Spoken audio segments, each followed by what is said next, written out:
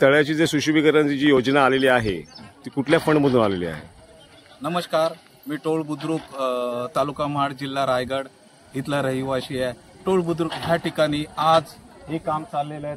तळ्याचं सुशोभीकरण करण्याचं हे काम आमदार नामदार आमचे भरत शेठ गोगावले साहेबांच्या वतीने यांच्या अंतर्गत योजनेचा लाभ आम्ही टोळ बुद्रुक ह्या सर्व ग्रामस्थांनी घेतलेला आहे. तरीच कामकाजाची पूर्णतः टप्पा होत आलेला आहे. काम जोरात आहे आणि आमदार साहेबांचा खरंच आम्ही आभार आणि धन्यवाद करतो आणि टोळ बुद्रुक रहिवाशांकडून आपणास धन्यवाद आभार मानून इथेच थांबतो.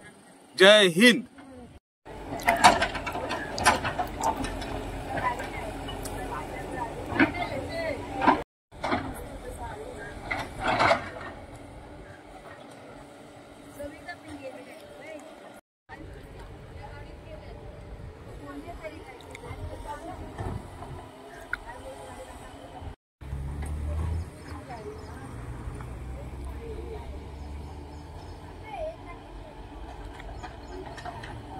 तुमचं नाव काय? नमस्कार, माझं नाव किरण संजय हाटे. अच्छा, हे जे तुमच्या मागे जे तळावाचं बांधकाम जे चालू आहे ते कुठल्या निधीतून आणि ते किती दिवसांनी किंवा किती वर्षांनी पूर्ण होणार? हे जे काम आहे महाड मतदारसंघातील विद्यमान आमदार व कॅबिनेट मंत्री माननीय श्री भरत शेठ गोगावले साहेब यांच्या आमदार निधीतून हा सुशोभीकरणाचा काम सुरू आहे. जवळजवळ 1 ते 2 वर्षामध्ये हे काम पूर्ण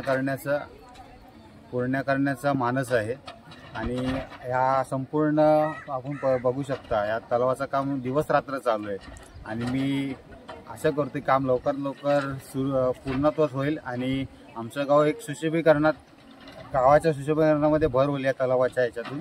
त्यामुळे मी भरत शेठ गोगावले साहेबांचं आभारी आहे सर्व ग्रामस्थ मंडळाच्या वतीने. जय हिंद. पण हे तलाव जे सुशोभीकरण होते याच्यासाठी ग्रामस्थांसाठी काय फायदा आहे? यामध्ये गावाच्या सौंदर्यामध्ये भर होईल, त्याच्यामध्ये गावाचं सुशोभीकरण वाढेल. एक बोलतात ना, सुशोभीकरणामध्ये पाण्याचा एक प्रश्न सुटेल यामुळे. आणि काम तुम्ही बघताच आहात किती जोरदार सुरू आहे.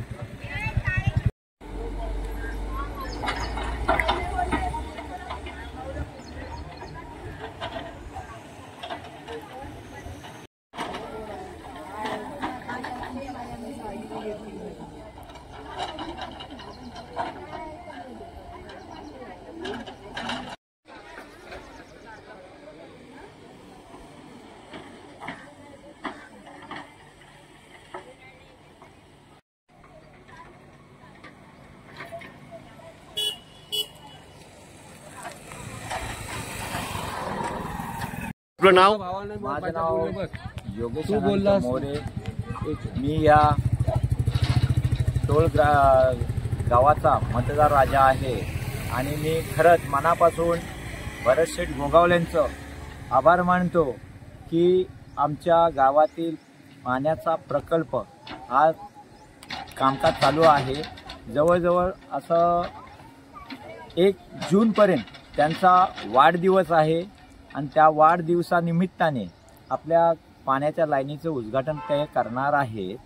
तरी त्यांनी जे आपल्या 3-3.5 कोटीचं हे आपल्याला तलावाचं काम करून दिलेलं आहे. कामकाज चालूच आहे. तसेच त्यांनी आपल्या ग्रामदेवतेचं टोळजाई आई हिजयही मंदिराचं कामकाज काही महिन्यातच चालू होणार आहे असं त्यांनी ते जाहीरपणे सांगितलेलं आहे.